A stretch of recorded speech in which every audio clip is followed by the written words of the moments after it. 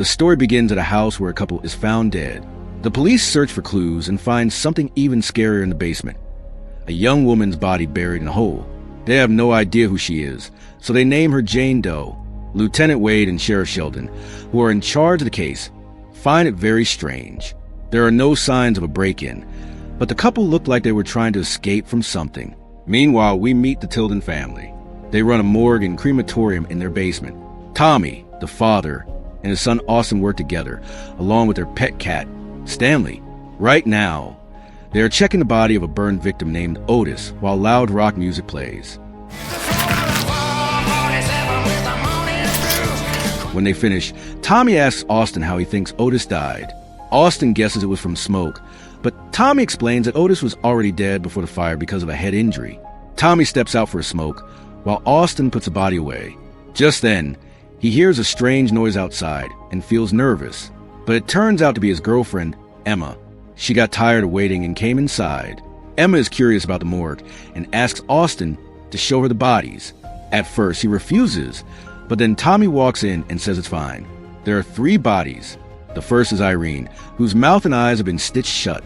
The second is Lewis, who was shot in the face. A white cloth covers his wound, and a bell is tied to his ankle. Tommy explains that in the past, people used bells like this in case someone was mistakenly buried alive.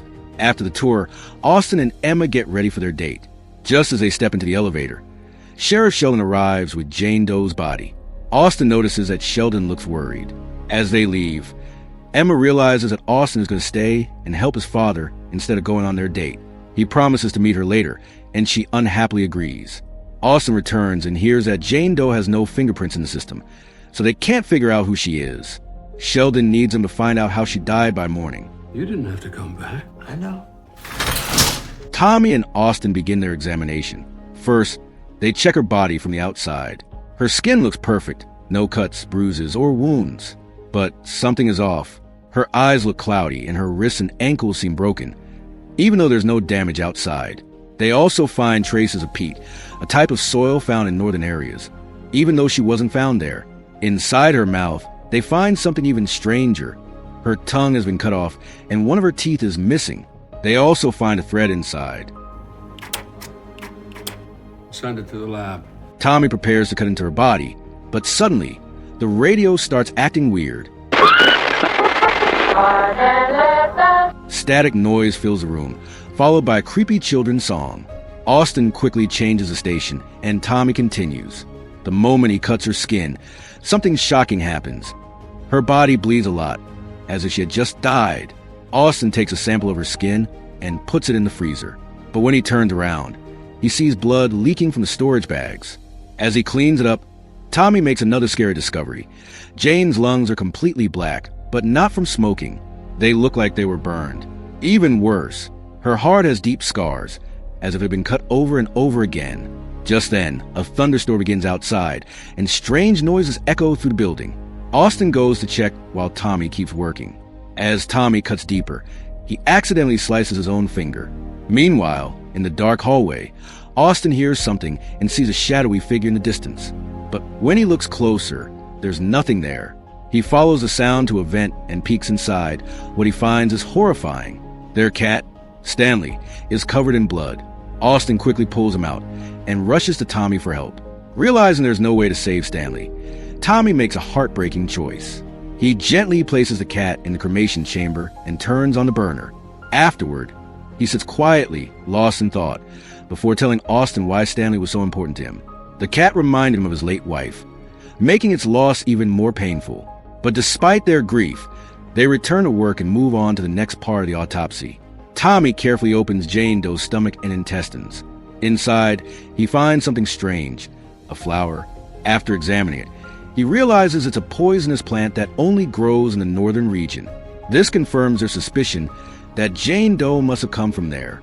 Outside, the storm worsens, and the radio warns of heavy rain through the night.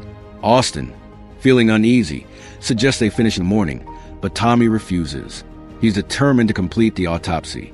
As they continue, he finds something even more disturbing, a piece of cloth wrapped around something. Inside, they discover Jane Doe's missing tooth, along with strange drawings and Roman numerals. The thread on the cloth is the same as the one they found in her mouth, meaning she must have swallowed it before dying. Austin starts to put the pieces together. With all of Jane Doe's injuries and the ritualistic symbols, he believes she was sacrificed in some kind of ritual. But Tommy disagrees. He says that if that were true, her body would have external wounds. Before they can argue further, the radio suddenly turns off, then starts playing the creepy nursery rhyme from earlier. Hey, Dad, I think maybe we should get out of here. Austin insists they need to leave, but Tommy continues. He peels back Jane Doe's skin, and what he finds shocks them. Her entire body is covered in ritualistic carvings from the inside. Just then, the storage drawers holding the other corpses begin sliding open by themselves. The overhead light shatters, throwing the room into darkness. Austin quickly turns on his flashlight, and they cautiously step into the corridor. They try to take the elevator, but the power is out, and the backup generator isn't strong enough. Desperate, they rush to the exit, only to find the door jammed. Suddenly, they hear faint footsteps approaching. Panicked, they run to Tommy's office and lock themselves inside. As they try to call the sheriff, they hear a bell ringing in the distance. It's coming from Lewis' body. Austin hesitantly looks under the door and is horrified to see Lewis standing there, alive. The corpse tries to break in, forcing him to block the door with furniture. Austin is convinced that Jane Doe is causing all of this, but Tommy still refuses to believe it. Trying to stay calm, Tommy focuses on his injured hand and goes to the bathroom to clean it. But before he can react, an invisible force throws him to ground, slamming the door shut. Austin rushes to help, but all he can hear are his father's screams from inside. Moments later, the door slowly creaks open. Tommy is lying on the floor, shaken. He tells Austin that whatever attacked him had the same cloudy eyes as Jane Doe. Realizing they need to stop this, they decide to go back to the lab and find a way to end whatever is happening. As they step out, they notice that Lewis' face covering is now on the ground. When they enter the lab, all the storage drawers are open, with the bodies missing. Determined to destroy Jane Doe, they come up with a plan to take her body to the crematorium and burn it. But just as they prepare to move her, the doors suddenly slam shut. Austin tries to keep them open but fails. Frustrated, he grabs an axe and smashes a hole in the door. But when he looks through it, he freezes in terror. Standing outside is Irene, the corpse with the sewn eyes and mouth. With no other options left, Austin grabs a gasoline can and pours fuel all over Jane Doe's body before lighting a fire. But something terrifying happens. The flames spread quickly to the walls and ceiling, but Jane Doe remains completely untouched.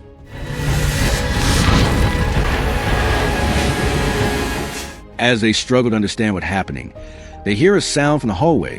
The elevator is moving. Seizing the chance to escape, they run toward the elevator. As they wait for the doors to open, the sound of Lewis' ankle bell gets louder.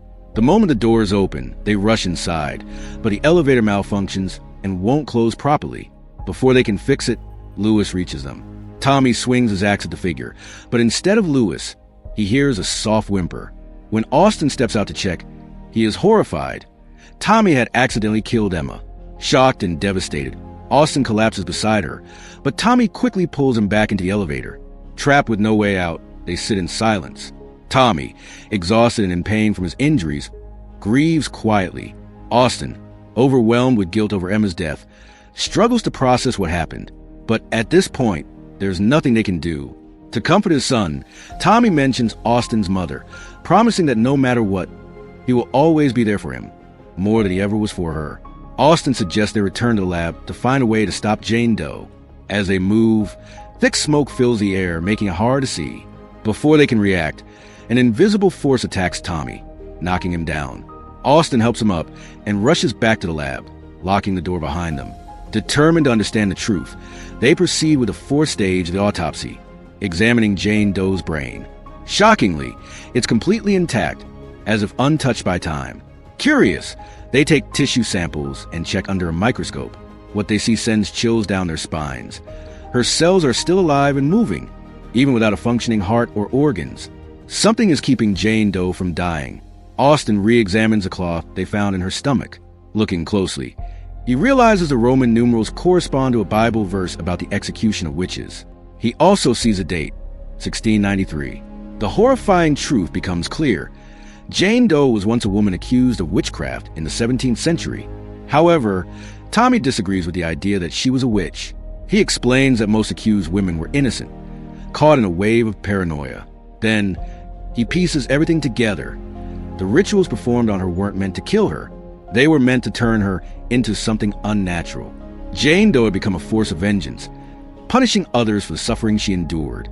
As Tommy speaks, he notices something horrifying. Markings identical to Jane Doe's have appeared on his own body. Realizing there is no escape, he leans in close to Jane Doe and makes a desperate plea. He offers himself in exchange for Austin's life. Suddenly, Tommy collapses in pain, screaming as if being torn apart from the inside. At the same time, Jane Doe's body starts healing, her wounds sealing up as if the autopsy is reversing itself.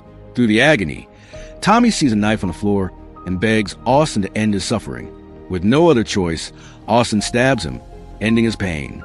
The moment Tommy dies, the power flickers back on and distant sirens can be heard. Relieved, Austin hears Sheriff Sheldon calling from outside, Up here! telling him to open the door. But as he rushes toward it, something feels off. Sheldon's voice begins to distort, shifting into the eerie nursery rhyme from before.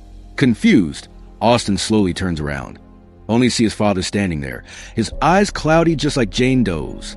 Fear grips him as he stumbles backward, losing his balance. He falls down the staircase, hitting the ground with a fatal impact. The next morning, Sheriff Sheldon and Lieutenant Wade arrive at the morgue. Strangely, there's no sign of the previous night's storm. No puddles, no damage, nothing. Looking around, Sheldon gives a final order. He tells Wade to get Jane Doe's body out of the county and take it far away. As the police van drives off, Jane Doe's body remains perfectly still. Then, the radio crackles to life. The same haunting nursery rhyme begins playing once more. And with that, the story comes to its chilling end.